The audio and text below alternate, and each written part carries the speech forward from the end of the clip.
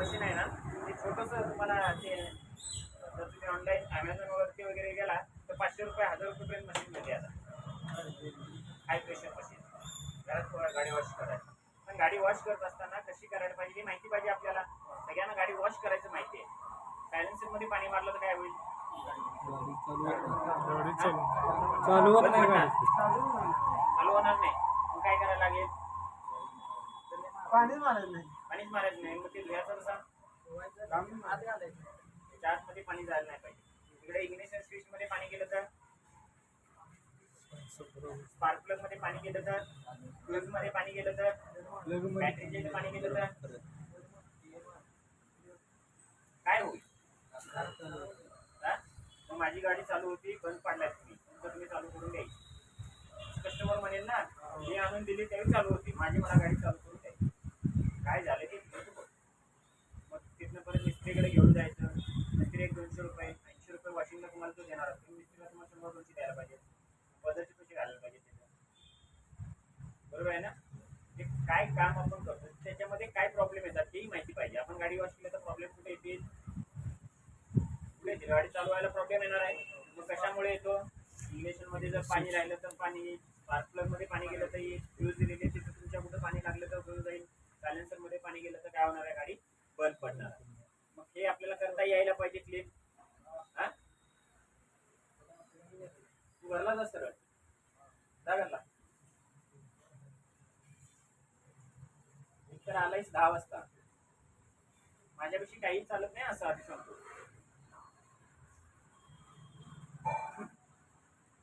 ठीक आहे. त्याच्यामध्ये जे प्रॉब्लेम येते ते प्रॉब्लेम काय करता यायला पाहिजे तुम्हाला सॉल्व्ह करायला म्हणजे ऍटलीस्ट मी वॉशिंग सेंटर जर टाकतोय तर हे प्रॉब्लेम येतात अशी गाडी चालू करून द्यायला पाहिजे. हे माहिती असायला पाहिजे. त्याच्यानंतर जो नोझल आहे तिथं काही वेळेस कसं असतं पाण्याचं प्रेशर, तुम्ही ते व्हिडिओ बघत असाल युट्यूबला, जर पाण्याच्या प्रेशरला जर एक नाही गेलं तर कट होतंय माहिती आहे ना. त्या पाण्याच्या प्रेशरनं कदाचित मिरर असेल, डॅशबोर्ड असेल, डिस्प्ले असेल किंवा काही गाडीमध्ये काही ठिकाणी जर प्रेशरनं पाणी मारलं तर तिथला कलर वगैरे जाण्याचे चान्सेस असतात. मग ते किती प्रेशर पाहिजे, काय पाहिजे, कशा पद्धतीनं नोझल सेट करायचा हे माहिती पाहिजे आपल्याला. बरोबर आहे ना? किंवा मग पाणी जर आपण व्यवस्थित वापरत नसेल, ते जर रेती वगैरे असणारं पाणी असेल तर काय होईल? तिथनं पाणी येईल ना रेती, आणि मग एक रेतीचा स्पॉट जर इथं कुठं याच्यावर पडला तर काय होणार आहे? स्क्रॅच किंवा मिरर असेल तर मिररवर पडला तर काय होईल? ते पूर्ण त्याला डॅमेज करून टाकेल. ज्यावेळेस आपण काळजीपूर्वक काम करायला पाहिजे. कुठलंही काम करताना कसं करायला पाहिजे? काळजीपूर्वक करायला पाहिजे. ही गाडी वॉश करण्यासाठी मला वाटते 15-20 मिनिटं लागतात तुम्हाला. आणि तेच जर तुम्ही रोबो, इथं पलीकडे काय आहे आपल्या रोबो आहे बघितलाय का? दत्त पाणी सर्व्हिसिंग सेंटरमध्ये किती मिनिटामध्ये गाडी होते? 5 मिनिटामध्ये गाडी होते. गाडी लावली जाते, पाणी मारत येते, शॅम्पू मारत येते, परत पाणी मारत येते, गाडी झाली. परत ती ब्लोअरला लावायची. ब्लोअरला लावली की काय करतं ते ब्लोअर इकडनं तिकडं असं पाठीमध्ये जातो. त्याच्यावरती जे पाणी असतं ते काय केलं जातं? सगळं वाळवलं जातं. झालं सिस्टम आहे आता त्याला आहे ना त्यांच्याकडे. कधी गेला तर बघा 5 मिनिटं उभं राहायचं, तिथं बघायला मिळेल तुम्हाला कसं होतं ते. रोबो आहेत त्यांच्याकडे. माणसंही लागतातच शेवटी. व्हॅक्युम क्लिनर आपल्याकडे आहे. व्हॅक्युम क्लिनर पहिल्यांदा बघायला पाहिजे. आता 1 व्हीलर आहे, याला काही व्हॅक्युम क्लिनरची गरज पडणार नाही. पण 4 व्हीलरकडे गेला तर काय होईल? तुम्हाला व्हॅक्युम क्लिनर लागेल. व्हॅक्युम इंटिरियर क्लिनिंगसाठी काय करावं लागतं? व्हॅक्युम क्लिनर तो कचरा काय करायचा? सगळा काढायचा. याच्यामध्ये करिअर आहे, बरंचसं करिअर आहे. पॉलिशिंग येतं याच्यामध्ये. ओके, इंटिरियर क्लिनिंग असेल, इंटिरियर क्लिनिंगला 4-5 हजार रुपये घेतात. ओके, पॉलिश वगैरे करायचं असेल तर. ही गाडी जर तुमची डिझेल वॉश करायची असेल तर वॉशिंगचे पण प्रकार आहेत. परत बॉडी वॉश असेल, फुल वॉश असेल, हाफ वॉश असेल, डिझेल वॉश असेल, फम वॉश असेल, असे वेगवेगळे प्रकार आहेत त्याच्यामध्ये. सगळे एकच आहे, गाडी तुझी नावं दिलं पाहिजे. डिझेल वॉश कुठे जर ऑइल लागलं असेल, आता याच्यात ऑइल आहे, ओके, ते ऑइल पाण्यानं जाणार नाही आहे. डिझेल काय करायचं? त्याच्यावर मारायचं. डिझेल मारल्यावर काय होईल? तो त्याचा तरल असणारा पदार्थ आहे ना, तो काय होईल? त्याच्याबरोबर निघून जाईल. म्हणजे तुम्हाला जास्त वेळ काय करायला लागणार नाही, तिथं वॉश करायला लागणार नाही. त्याच्यासाठी डिझेल वॉश असतं गाडीमध्ये. फम वॉश म्हणजे काय झालंय? काम सोपं झालंय त्यांचं आणि पैसे जास्त तुमच्याकडे घेतात. फम वॉशला काय होतं? फम गन आहे आपल्याकडे, इथं बुकीत पडलेलं आहे, बघितलंय का? ती फम गन त्याच्यामध्ये काय करायचं? इथं कॉम्प्रेसर आणायला लागते म्हणून ते इकडे आणत नाही आपण. ती फम गन आहे. एअर त्याच्यामध्ये पाण्याने लिक्विड काहीतरी तुमच्या शॅम्पू वगैरे टाकायचा, त्याच्यामधनं हवा किती काय करतं? मिसळतं. ते काय करतो? याच्यावरती मारला जातो, सगळीकडे मारला जातो. आणि आपल्याला ते बकेटमध्ये करून लावायला 10 मिनिटं जातात. ते 2 मिनिटात मारून देतात. बरोबर आहे ना? म्हणजे काम वाचलंय त्यांचं, पण पैसे जास्त घेतात. कारण की ते मशीन आलं, इक्विपमेंट आली, त्याची कॉस्ट आहे, त्याला पे करायला लागते. आणि मग परत काय करायचं असतं, परत मारायचं असतं. त्याला फोम वॉश म्हणतो. ओके, दिसायला अट्रॅक्टिव्ह दिसते फोम मारायला. माझ्या गाडीला असेल तरी शॅम्पू मारतो. त्या एका पोस्टमध्ये 4 गाड्या होत्या. ठीक आहे. ठीक. आता हे झालं गाडी वॉशचं. गाडी वॉश केल्यानंतर ओके, तुम्ही गाडी ज्यावेळेस कामाला घेऊन जाताय, कामाला घेऊन गेलात तरी तुमची गाडी वॉश करूनच कामात गेली पाहिजे. काय केली पाहिजे? वॉश करून. मग ते फुल वॉश नसतं ना, ऍटलिस्ट पाणी मारून तरी काय केलं पाहिजे? काम करायला पाहिजे. का असं असं का घाण असते त्याला? अजून गटर गंजलेले असतात. बरं, अजून बरं, अजून बरं, अजून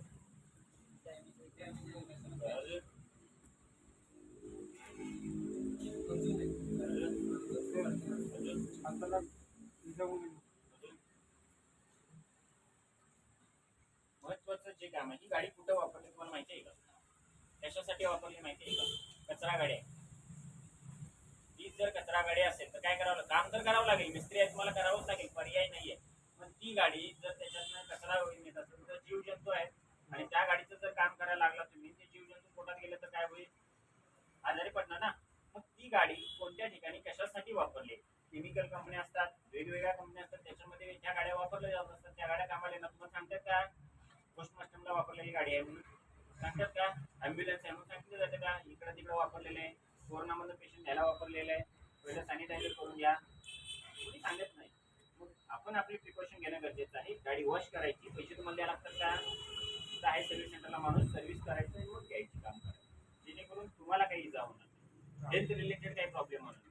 लिकेज हे जे काय असतील ते कस्टमरला सांगितलेले असते, तुमच्या जॉब कार्डमध्ये असतातच ऑलरेडी.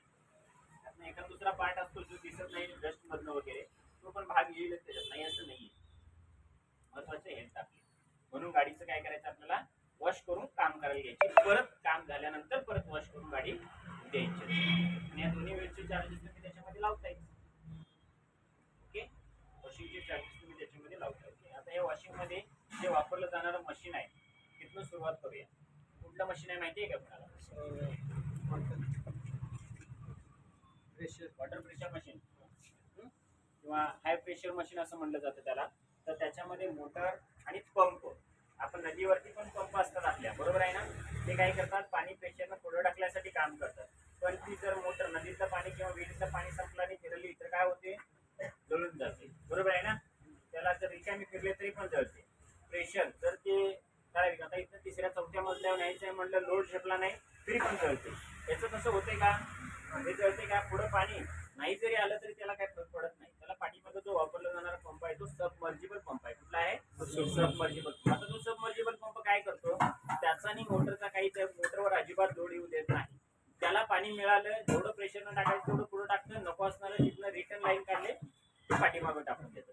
त्यामुळे मोटरवर त्याचा काही इम्पॅक्ट होत नाही. तसा तो डिझाईन केलेला पंप आहे सबमर्जिबल पंप. कुठला आहे? सबमर्जिबल पंप. त्याच्यामध्ये 3 पिस्टन आहेत. आता वेगवेगळे आहेत, तुम्हाला प्रेशर किती पाहिजे त्याच्यानुसार त्या पंपची कॅपॅसिटी ठरवली जाईल. त्याच्यामध्ये 3 पिस्टन आहेत.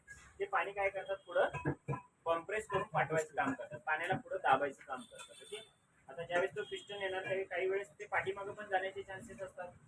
पाणी आलं तर इकडं पिस्टन वरती आला, इकडनं येते पाणी, इकडं पुढं जायला पाहिजे. असं वरती आल्यावर पाण्याची ते रिटर्न पण जाईल ना, रिटर्न जात नाही. त्याच्यामध्ये काय असतो तिथं? Non return wall. काय असतो? Non return wall. ते फक्त कॉम्प्रेस करून पुढंच ढकललं जाईल. वर्कशॉपमध्ये सायकलमध्ये हवा पाठीमागे येते का? नाही. तिथं काय 1 रुपयाचा जुगाड आहे. 1 रुपयाचा जुगाड आहे. 1 रुपयाला तो वर्कशॉप मिळतो तुम्हाला. रबरचा भाग असतो माहिती आहे का, ते वर्कशॉप बसणारा, तो 1 रुपयाचा भाग आहे ना. ज्यावेळेस पंपने हवा भरताय तो रबरचा भाग एक्सपांड होतो, हवा आत जाते. त्याच्यावरचं प्रेशर कमी आलं तर चुकून त्याला धरतो, परत तिकडची हवा रिटर्न येते का? 1 रुपयाचं काम करतो वॉल. तसं नॉन रिटर्न वॉल त्याच्यामध्ये पण आहे, फक्त पाणी पुढं प्रेशरने ढकललं जाईल.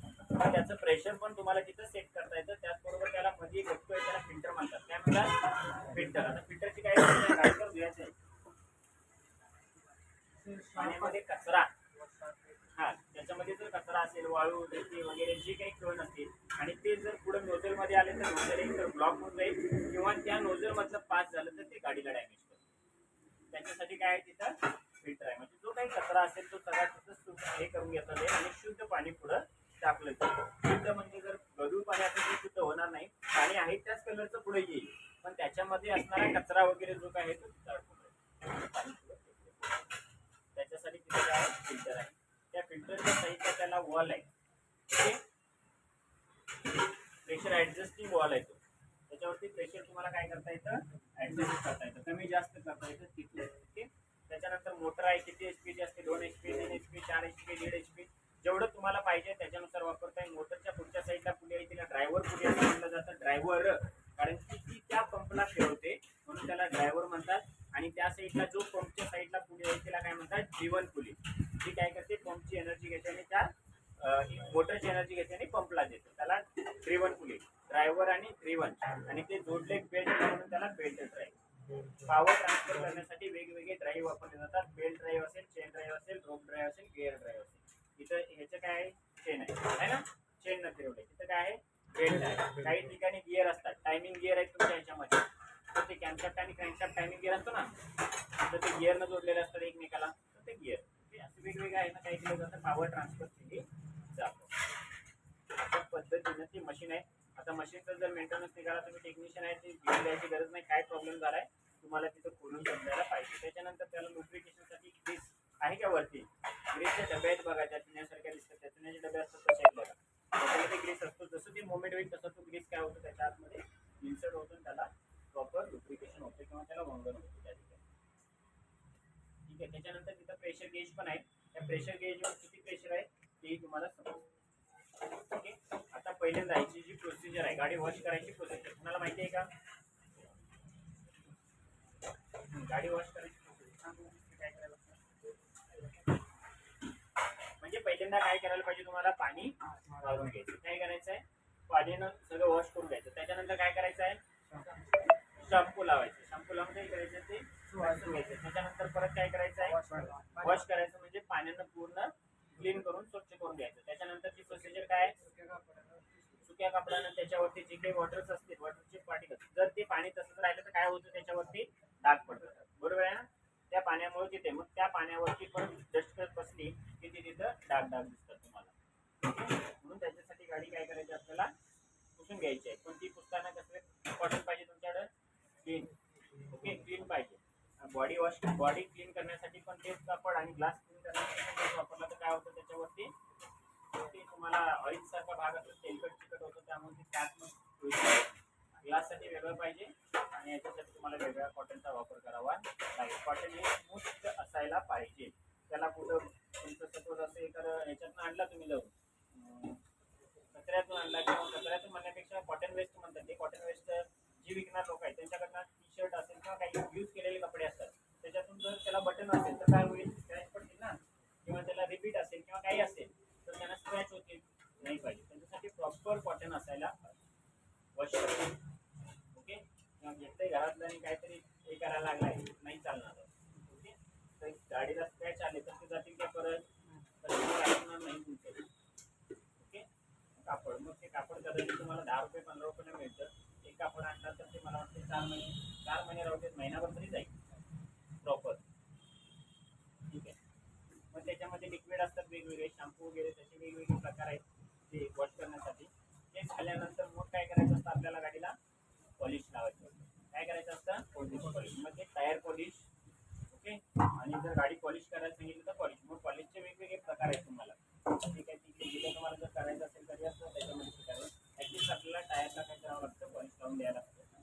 टायर पॉलिशमुळे काय होतं, गाडी तुम्हाला अट्रॅक्टिव्ह दिसते. ते पॉलिश वाळल्यानंतर काय करायचं, टायर सुकल्यानंतर स्वच्छ पुसून घेतल्यानंतर काय करायचं, त्याला टायर पॉलिश लावायचं. शक्यतो फायबर काय केलं जातं, फायबरला पॉलिश वापरलं. कशाला, म्हणजे टायर पॉलिश. आता हे जर आहे त्याला सुद्धा तुम्ही काय करू शकता, पॉलिश वापरू शकता. जे टायर पॉलिश होते पण त्याला पण वापरू शकता, त्यामुळे ते अट्रॅक्टिव्ह दिसेल. पुढचं फायनल असेल किंवा वायचर असेल तर यांना काय करता, तुम्ही पॉलिश वापरू शकता. जसं 4 व्हीलरमध्ये गेला की डॅशबोर्ड असतो आतमधून, डॅशबोर्डवर तुम्हाला पॉलिश करून दिलं जातं, टायर पॉलिश केले जातात. काय वाटले